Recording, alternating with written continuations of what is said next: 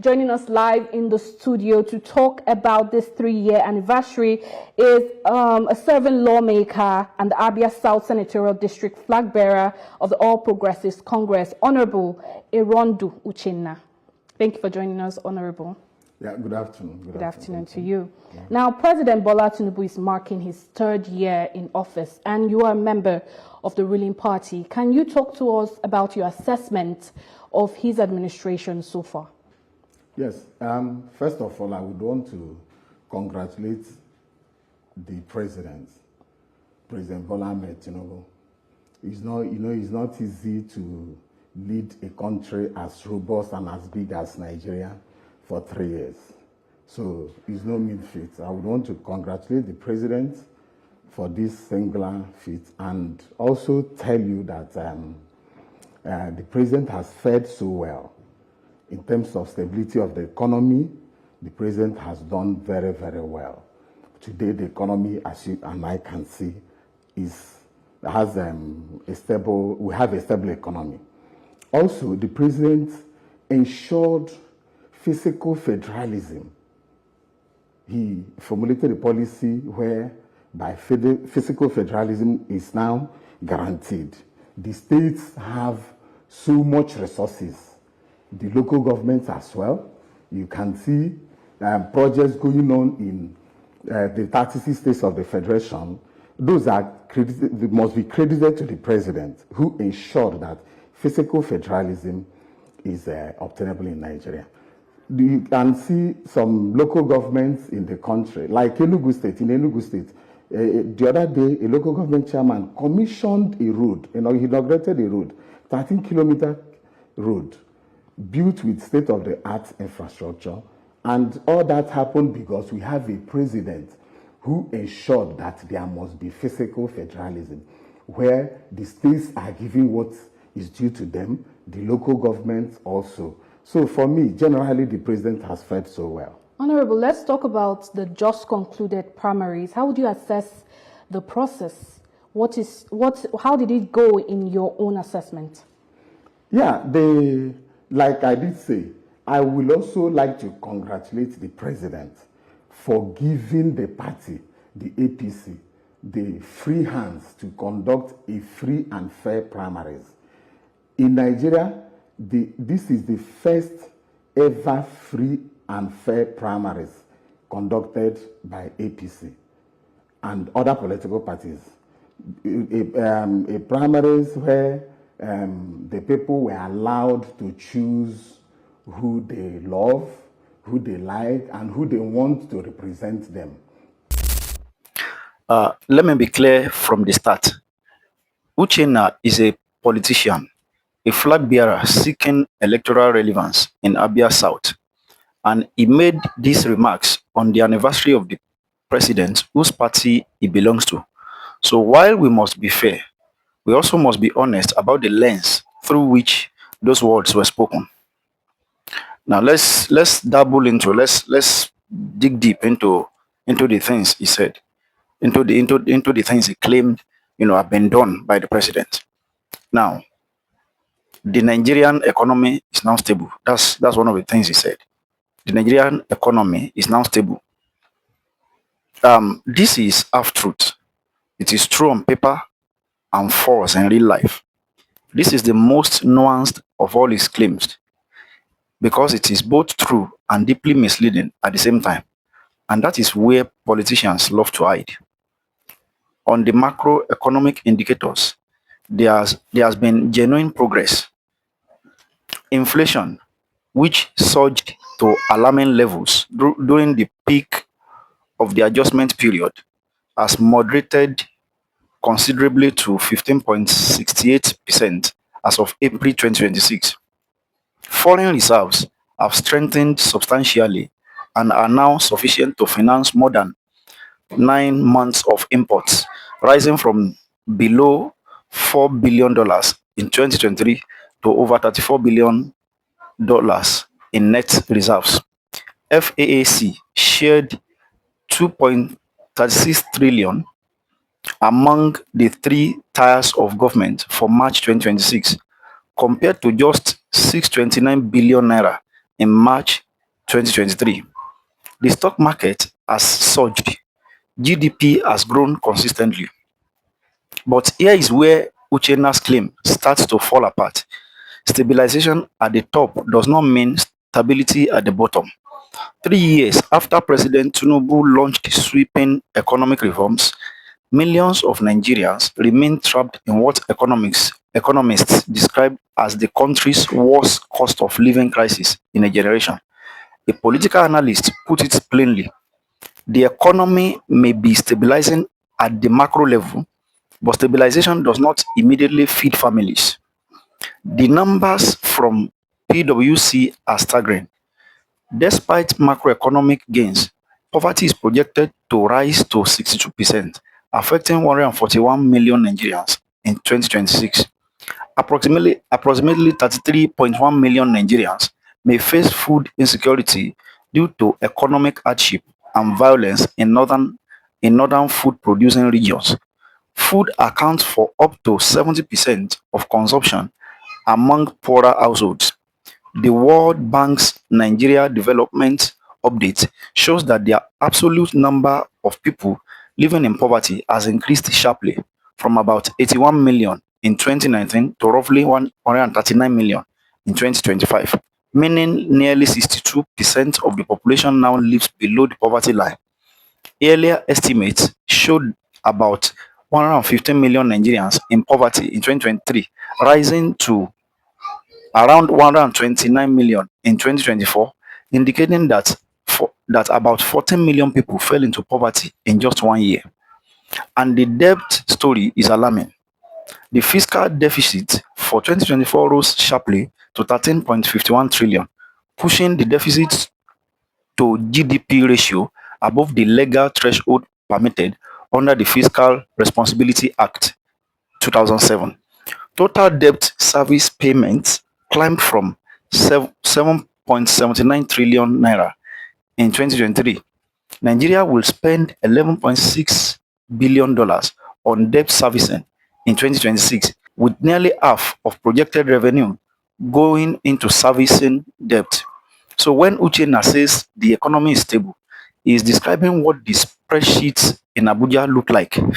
He is not describing what a mother in Aba or a trader in Umaya experiences every morning. Number two claim. He claimed that the president has ensured fiscal federalism, giving states and LGAs so much resources. That's also partially true. Partially true, but it is not fiscal federalism. It is bigger FAC sharing, and there's a critical difference. The federal, state, and local governments recorded a 14.2% increase in revenue from FAAC in the first 2 months of 2026 compared to the same period in 2025. In January 2026, the federal government received 653.5 billion naira. States received 706.4 billion naira, and local government councils got 513.2 billion naira. This increase is real. The removal of the petrol subsidy freed up enormous sums that previously went to fuel importers. States are genuinely getting more money than before. On that specific point, Uchenna is not lying. But calling it fiscal federalism, or as he put it, physical federalism, is a stretch that deserves scrutiny. True fiscal federalism means states generate their own revenue, control their own resources, and are not dependent on the federal center. What we have in Nigeria is the opposite. As of 2025, only Lagos and Enugu states could survive without FAC allocations, according to budget data. The rest depend on FAC for between 55 and 70% of their operating expenses. So what Tinubu has done is make the federal pot bigger and distribute larger slices, but the states are still queuing monthly in Abuja to collect their allocation. That is not federalism. That is a more generous version of the same old centralized dependency. The outcome is the emergence of governors content to queue monthly for FAC allocations, with little incentive for innovation, economic diversification, or infrastructure investment. True fiscal federalism will mean Abia State owns its resources, determines its tax policy, and stands on its own 2 feet. We are far from that. His number three claim said this year's party primaries is the first ever free and fair primary in Nigeria. This claim collapses entirely under the weight of the numbers. Let's look at the facts surrounding the APC presidential primary held on May 23, 2026.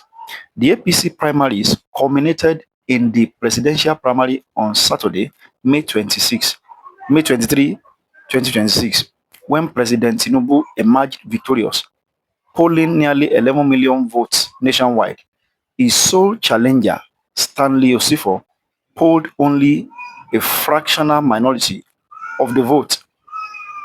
Now, here is where logic demands we pause. In 2023, Tinubu secured approximately 8.8 million votes in the entire national presidential election, competing against candidates from all parties across all of Nigeria.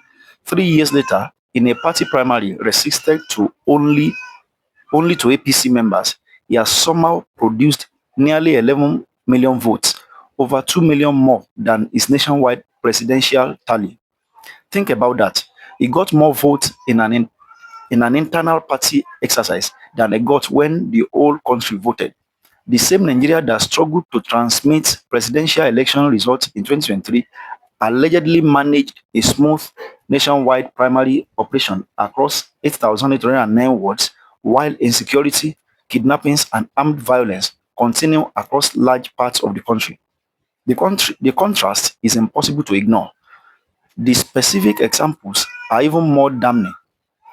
In Abia State's Bende ward, vote counts allegedly ballooned from double digits to thousands in moments.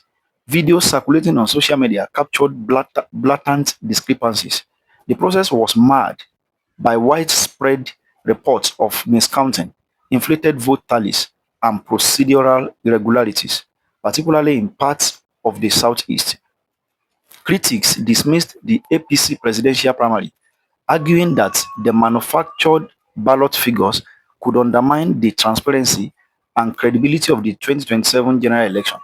Former Vice President Atiku Abubakar was blunt. He alleged that the nearly 11 million votes secured by President Tinubu were fabricated, insisting that the figures do not reflect genuine electoral participation. Even a commentator sympathetic to Tinubu acknowledged the controversy. Reuben Abati, while calling Tinubu the owner of the game, pointed out that the APC primary process was not without controversy, noting that there were protests and disagreements over the adoption of consensus and direct primaries in some areas.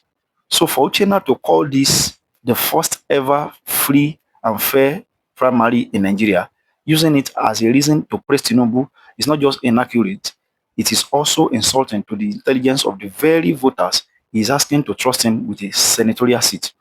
A genuine free and fair primary would not produce numbers that defy the basic mathematics of a general election.